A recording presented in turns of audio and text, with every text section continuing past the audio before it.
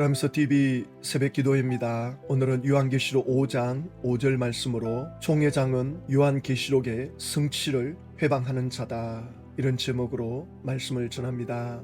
계시록 5장 5절 말씀을 보시면, 장로 중에 한 사람이 내게 말하되 울지 말라, 유대 지파의 사자 다윗의 뿌리가 이겼으니 그 두루마리와 그 7인을 떼시리라 하더라. 하나님의 오른손에 있는 두루마리를 누가 뗄 거냐? 사도 요한은 크게 울었습니다. 그러자 장로 중에 한 사람이 울지 마라, 유대 지파의 사자 다윗의 뿌리가 이겼으니 그 두루마리를 그 7인을 떼시리라 말씀하고 있죠. 예수님께서 두루마리의 인을 떼기에 합당한 분이라는 그 증거가 유대 지파의 사자고 다윗의 뿌리다, 또 이긴 자다.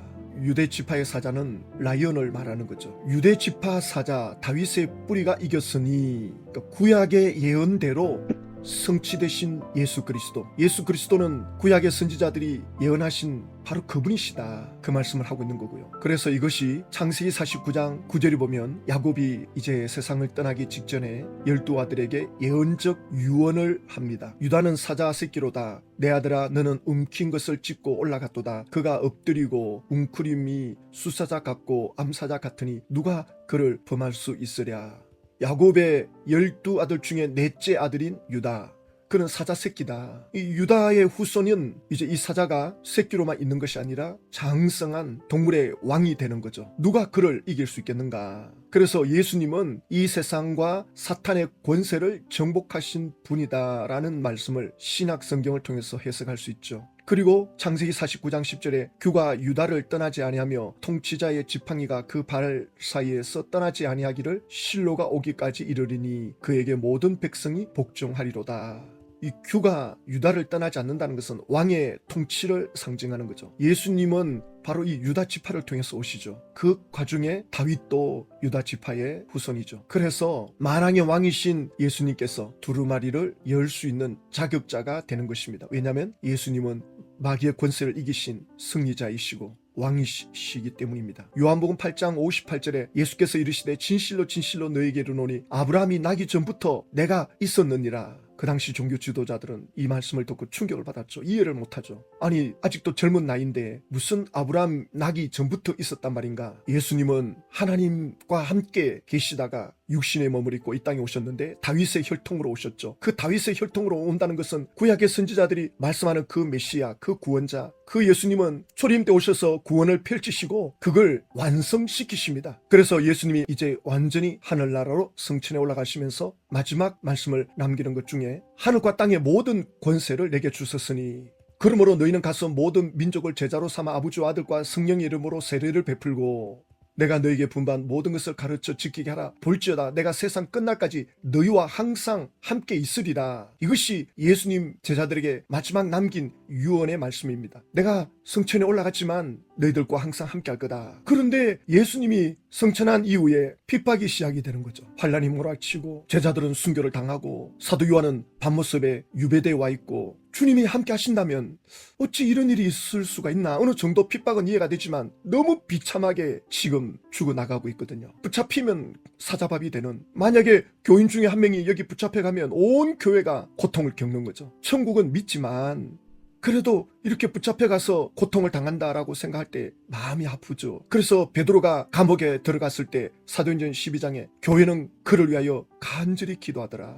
초대교회 신자들이 이런 핍박을 당할 때 교회 성도들은 피눈물이 나는 거죠. 사자에게 쥐어뜯기는 그걸 실제로 여기 와서 또 보게 하거든요. 나 예수 안 믿습니다. 그런 배도하는 사람이 나올 때 네가 진짜냐? 그럼 여기 와서 구경해봐라. 그리고 손뼉을 쳐라. 그리고 이 죽어가는 사람들에게 욕을 해라. 이렇게 로마 군인들이 시키거든요. 네가 진짜 배도했다면 여기서 환호성을 질러봐라. 이렇게 나오니 얼마나 이게 수치스럽고 고통스럽겠습니까? 그래서 도대체 앞으로 어떻게 될 건가 궁금한 건 당연한 것 아니겠습니까? 그 사도 요한 또 도대체 이게 앞으로 어떻게 될 건가? 예수님 말씀한 대로 정말 주님의 뜻이 이루어지는 건가? 근데 희망이 보이지 않는 거예요. 칠흑같이 어두운 그런 상황입니다. 그런데 천국으로 요한이 부름받아 올라가니 거기에 두루마리 책이 있는데 바로 이것이 이제 하나님의 구원의 계획을 말씀해주는 책이라는 걸 직감으로 느꼈죠. 누가 이걸 뗄 수 있겠는가? 누가 이걸 성취해 나갈 수가 있겠는가? 예수님 오셔가지고 이걸 뗍니다. 그 뗄 때 이 지상에서 일어나는 사건을 보니까 좋은 사건이 아니에요. 적그리스도가 등장하고 전쟁이 일어나고 기근이 일어나고 전염병이 일어나고 핍박이 일어나고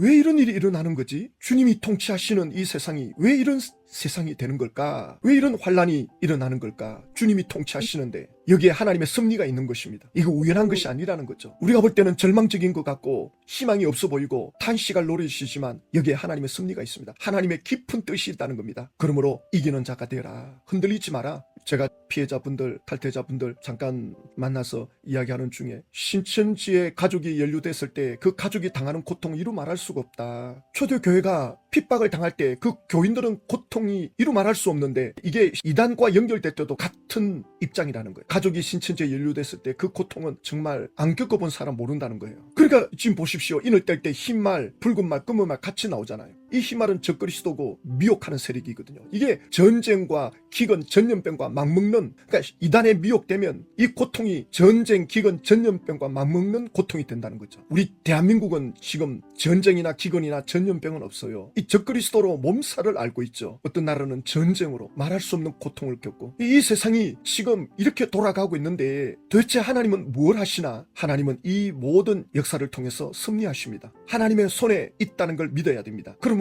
절망하거나 탄식하거나 낙담해서 될 일이 아니라는 거죠. 하나님의 뜻이 어디 있는가? 하나님이 무엇을 원하시는가? 우리 믿음의 사람들은 어떻게 해야 되는가? 그래서 기도의 자리로 나가는 것입니다.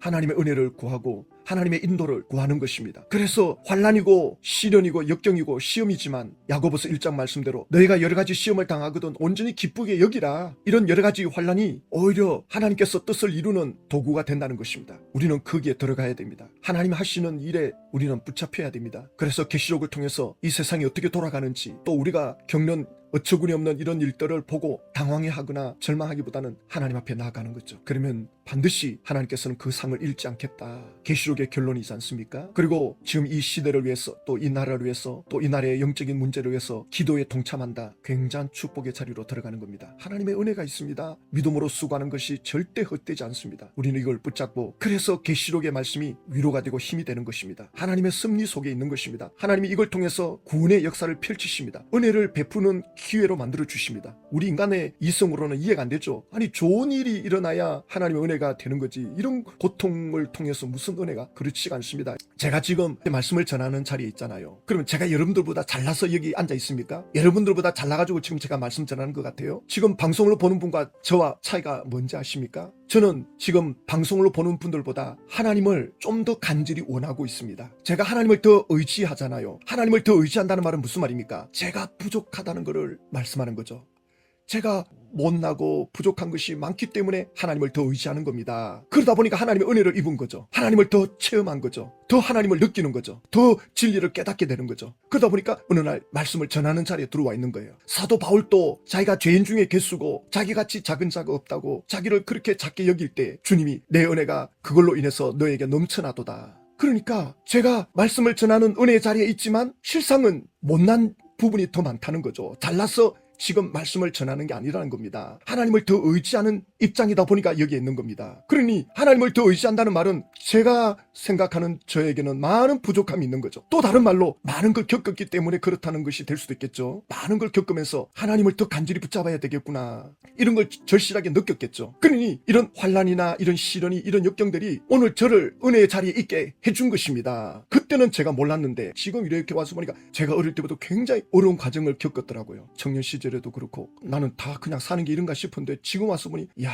정말 그때는 하나님을 의지할 수밖에 없는 환경이었구나. 그래가지고 하나님께 부르짖고 밤낮 청년 시절에 하나님을 찾고 있는데 그것이 하나님의 은혜를 입는 통로가 됐구나. 그래서 오늘 이 자리에 있는 것입니다. 그러니까 보십시오. 지금 개인이 아니라 전체적으로 볼 때 이 세상에 환난, 전쟁, 기근, 전염병, 적그리스도 이런 풍파들이 있지만 이런 걸 통해서 하나님의 은혜를 입는 이들이 나온다는 것입니다. 그런데 신천지 총회장은 본인도 계시록의 그 두루마기를 다 보았다. 그래서 그 비밀을 깨달았다. 그러면서 예수님께서 책을 하나씩 하나씩 인을 떼시면서 이루시게 되면 책이 열려지게 됩니다. 이런 실체가 다 나타났어요. 그 실체가 다 나타났다. 두루마리에 그 인을 뗄 때 그 비밀이 이제 다 나타났다. 그게 언제부터? 1979년부터. 그러면 요한이 계시록을 기록했을 때 그때부터 계시록은 덮여 있었다는 거죠. 그러면 신천지식으로 해석하자면 계시록의 비밀을 깨닫고 계시록의 비밀을 아는 자리에 들어가야 구원이고 천국인데 그걸 몰랐으니 2000년 동안 예수 믿은 사람들은 전부 지옥이다. 이렇게 나오는 거예요. 이런 멍텅구리 같은 해석이 어디 있습니까? 지금 사도 요한이 계시록을 기록할 당시에 예수님 때문에 수많은 사람들이 고통을 당하고 순교를 당하는데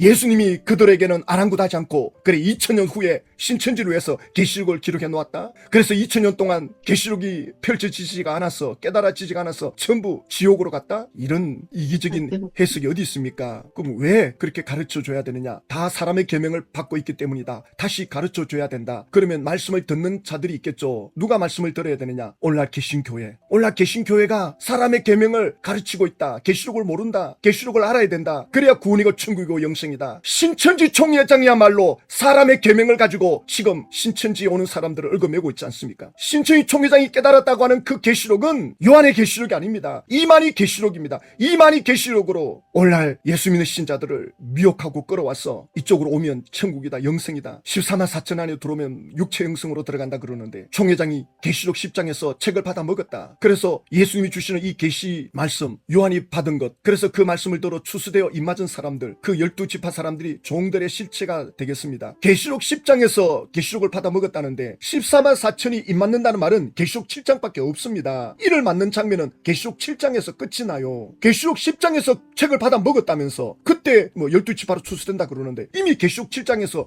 14만 4천이 다 완성이 됐는데 이게 맞지가 않다고요. 앞뒤 말이 맞지가 않아요. 그러면 이만희 계시록으로 보자면 이미 14만 4천은 다 찼어요. 2년 전에 총회장이 선포했죠. 14만 4천 완성됐다. 자, 그리고 이제 희물이 모을 때다, 몰려올 때다. 원래는 뭐 자동으로 몰려온다 그랬는데 지금은 억지로 불러들이고 있죠. 그래가지고 전 세계 사람들을 불러들인다 그러는데 뭐 만국성례를 한다 그러는데 이재원 전 지파장이 그러잖아요. 14만 4천이 흰무리들을 불러놓고 종로로 타고 있다. 재롱잔치를 하고 있다. 흰무리가 몰려오면 무슨 뭐 금은 보화를 들고 온다. 오히려 14만 4천이 그들을 섬기고 그들을 위해서 희생하고 그러지 않나요? 자, 이 그림이 이제 나중에 그러면 어떻게 됐냐? 계시록 20장으로 가면 성취가 되면 14만 4천이 육체 영생을 입어가지고 전 세계를 지배하는 거예요. 전 세계를 다스리는 거예요. 가족들은 다 죽었는데 자기 혼자 영원히 살아서 뭐 할 건데? 그래서 세상에 왕노릇해서 뭐 할 건데? 무슨 의미가 있습니까? 물론 뭐 14만 4천 들어간 본인들은 자기가 왕노릇하면 이제 가족들도 돌아올 것이다. 조금만 기다려라. 조금만 기다려라. 그것이 3년, 10년, 그러다가 30년, 40년 사람들이 전부 미혹되어 온 거 아닙니까? 이게 이만희 계시록입니다. 요한의 계시록이 아닙니다. 예수님이 마가복음 16장에서는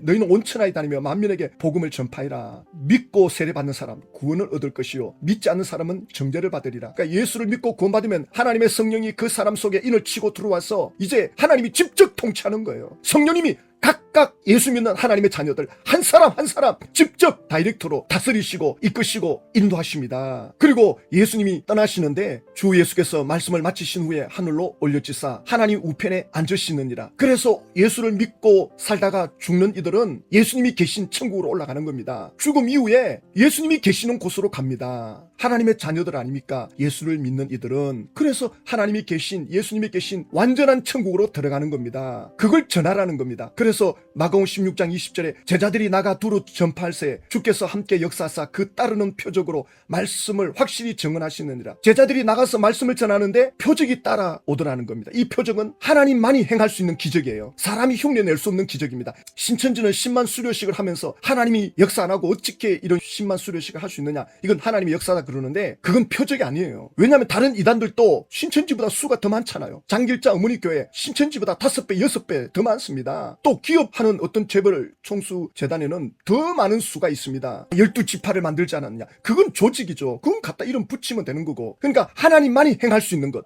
기독교 2000년 역사에 하나님만이 행할 수 있는 능력의 역사가 표적이 2000년 동안 많이 나타났어요. 그런데 신천지는 이게 없습니다. 하나님이 행하시는 표적이 신천지에는 단 하나도 없습니다. 10만 수료식, 그건 사람들이 얼마든지 열심으로 할 수 있는 일이에요. 그런데 하나님이 함께 하시니까 10만 수료씩 한다. 인간들이 열심을 내면 할 수 있는 일입니다. 표적이 아닙니다. 그러므로 신천지 총회장은 요한의 계시록의 성취를 회방하는 자입니다. 신천지 관계자들은 그러면 계시록은 뭐 성취되는 게 있느냐? 요한 계시록은 2000년 전부터 계속 지금 반복적으로 성취되고 있습니다. 환란의 역사가, 핍박이, 또 시련이, 전쟁의 소문이 끊임없이 일어나고 있습니다. 그 섭리를 통해서 하나님은 구원의 역사를 이루어 가십니다. 계속 성취되고 있습니다. 그 성취가 완성되면 예수님은 재림에 오십니다. 그런데 신천지 총회장은 이만희 계시록이라는 걸로 가지고 18장, 19장, 20장 이루어진다 그러는데 그거 다 거짓말입니다. 총회장이 세상 떠나면 이거 다 거짓으로 드러나게 될 것입니다. 이때 신천지 분들이 받을 충격 너무나도 크겠죠. 그래서 하나님의 은혜를 구하는 겁니다. 하나님의 능력이 그들을 사로잡으면 그들은 그 절망의 자리에서도, 탄식하는 그 자리에서도 하나님의 은혜를 입으면 회복이 됩니다. 사도 바울처럼. 그래서 우리가 기도의 자리로 나가는 거죠. 하나님 아버지, 신천지 총회장은 요한의 계시록을 성취하는 걸 방해하는 자입니다. 회방하는 자입니다. 이것은 사탄의 역사입니다. 미혹의 영의 역사입니다. 전국 12지파의 기도의 파수꾼들이 일어나서 이걸 막을 수 있게 하여 주시옵소서. 전국 12지파의 말씀의 종들이 일어나서 요한 계시록의 성취를 회방하는 이 미혹의 영들의 역사를 막을 수 있게 하여 주시옵소서. 예수님의 이름으로 기도드립니다.